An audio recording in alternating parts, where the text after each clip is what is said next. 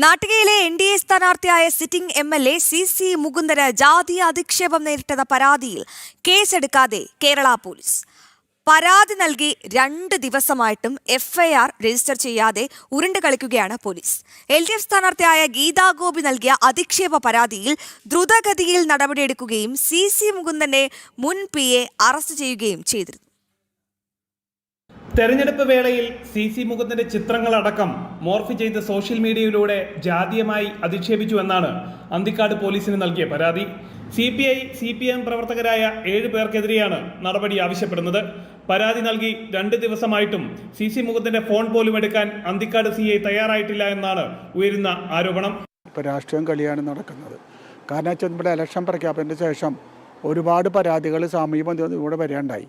അപ്പോൾ ഇതുമായി ബന്ധപ്പെടുത്തിക്കൊണ്ട് എൻ്റെ കാര്യമായ രീതിയിൽ ഞാൻ അറിയിച്ചിട്ട് പോലും നടപടി സ്വീകരിച്ചില്ല. ഇപ്പോൾ രേഖാമൂലം തയ്യാറാക്കിക്കൊണ്ട് ഞാൻ CIക്ക് അന്തിക്കാട്ടെ പോലീസ് ചുമതലയുള്ള CIക്ക് പരാതി കൊടുത്തിട്ടുണ്ട്. ഇതുവരെ 2 ദിവസമായി ഇതുവരെ പരാതി സ്വീകരിച്ചിട്ടില്ല.